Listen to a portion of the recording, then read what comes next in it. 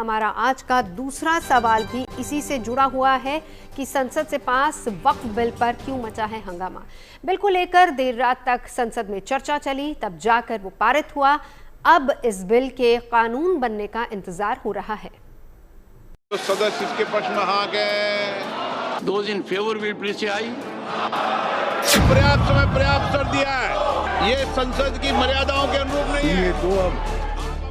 संसद के दोनों सदनों से वक्फ संशोधन बिल को हरी झंडी मिल गई, लेकिन इस बिल को लेकर कम मशक्कत नहीं करनी पड़ी। संसद के दोनों सदनों से इस बिल के पास होने के बाद भी इसको लेकर हंगामे का सिलसिला थम नहीं रहा।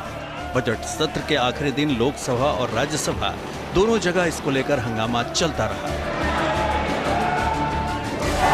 उधर सड़क पर बिल पास होने को लेकर खुशी जताने के साथ ही विरोध में प्रदर्शन का सिलसिला भी चल रहा है। जिस बिल के पास होने को लेकर सड़क से लेकर संसद तक समर्थन और विरोध की तस्वीरें देखने को मिल रही हैं, उसको लेकर सांसदों को देर रात तक जागना पड़ा। लोकसभा से लेकर राज्यसभा तक में देर रात तक चर्चा चलती रही, जिसमें सत्ता पक्ष से लेकर विपक्ष के सदस्यों ने बिल के समर्थन और विरोध में अपनी बातें रखी। लोकसभा में 2 अप्रैल को वक्फ संशोधन बिल पेश किया गया था, जहां सुबह 11 बजे से चर्चा शुरू हुई, वो देर रात तक चलती रही और करीब 12 घंटे बाद जाकर बिल पास हुआ। बिल के समर्थन में 288 वोट पड़े तो विरोध में 232 वोट। लोकसभा से बिल पास होने के बाद उसे राज्यसभा में पेश किया गया, जहां सत्ता पक्ष और विपक्ष के नेताओं ने इसके समर्थन और विरोध में अपनी दलीलें रखी। हम यहाँ डिस्कशन का हमारा ऑब्जेक्टिव क्या है? क्या ऑब्जेक्टिव पार्टी का इंटरेस्ट है या ऑब्जेक्टिव नेशन का इंटरेस्ट है? हमको दोनों के बीच में तय करना है। मैं अपनी सरकार के बारे में मोदी जी के नेतृत्व में ये डंके की चोट पर कह सकता हूं कि यह बिल नेशन के इंटरेस्ट में है और उसके लिए हम लेकर के आए। इवन पार्लियामेंट में भी जो आपने कोशिश की सबसे मिलकर इसको पास कराने के लिए, लोकसभा में, तो ये बिल पास हुआ कितने में? इनके पक्ष में 288 आए और विरोध में 232 आए। ऐसा कौन सा, यानी सभी लोग इसको एक्सेप्ट किए? इसका मतलब ये है इसमें कमियां हैं, खामियां हैं। मोदी जी तो मुसलमानों की बात करते हैं, लेकिन कांग्रेस वाले मुसलमानों का आघात करते हैं।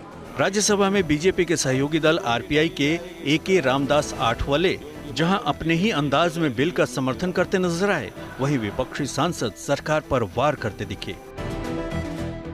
इतनी हो गई है रात, मैं कर रहा हूँ वक्त बिल पर बात। मैं दे रहा हूँ मोदी जी को साथ, मैं दे रहा हूँ मोदी जी को साथ, इसलिए कांग्रेस को मैं दिखा रहा हूं हाथ। मोदी जी तो मुसलमानों की बात करते हैं, मोदी जी तो मुसलमानों की बात करते हैं, लेकिन कांग्रेस वाले मुसलमानों का आघात करते हैं। धार्मिक संपत्तियों को कब्जा करने की एक कोशिश है, इसलिए इस बिल पर न हिंदू को खुश होना चाहिए, न सिख को खुश होना चाहिए, न ईसाई को खुश होना चाहिए, न जैन को खुश होना चाहिए, न बौद्ध को खुश होना चाहिए, क्योंकि नंबर सबका आएगा। और आज वक्फ की संपत्तियां कब्जा करके आप अपने दोस्तों को देंगे, कल गुरुद्वारे की संपत्तियां कब्जा करके आप अपने दोस्तों को देंगे, फिर चर्चों की संपत्तियां कब्जा करके आप अपने दोस्तों को देंगे, फिर बौद्धों की संपत्तियां कब्जा करके आप अपने दोस्तों को देंगे। राज्यसभा में भी ऐसे ही बिल के पक्ष विपक्ष में दलीलें देते हुए देर रात तक चर्चा चलती रही। राज्यसभा में 3 अप्रैल को वक्फ बिल पेश किया गया। दोपहर 1 बजे उस पर चर्चा शुरू हुई, जो देर रात तक चलती रही और रात 2:30 बजे के करीब जाकर बिल पास हुआ। राज्यसभा में बिल के पक्ष में 128 और विपक्ष में 95 वोट पड़े। इस तरह से वक्फ संशोधन बिल दोनों सदनों से पास हो गया।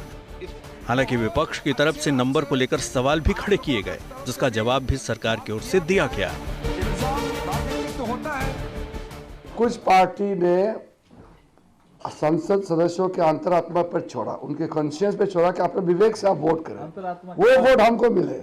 अगर कांग्रेस पार्टी और दूसरे विपक्ष के लोग व्हिप जारी नहीं करते तो हम कई गुना और आगे वोट मिलते हैं, क्योंकि सब लोग अंदर से अंतरात्मा से तो सपोर्ट करते हैं वो अमेंडमेंट बिल को, लेकिन पार्टी का दबाव था या व्हिप था, इसलिए कुछ विपक्ष में वोट पड़े हैं। अदरवाइज वक्फ अमेंडमेंट बिल को सब लोग सपोर्ट किए हैं। कई विपक्ष के एमपी हमको आके कहा है कि निजी तौर पर सपोर्ट करते हैं। अच्छा, संसद के दोनों सदनों से वक्फ संशोधन बिल पास होने के बाद उस पर राष्ट्रपति का हस्ताक्षर होगा, जिससे ये कानून बन जाएगा। Bureau report, good news today.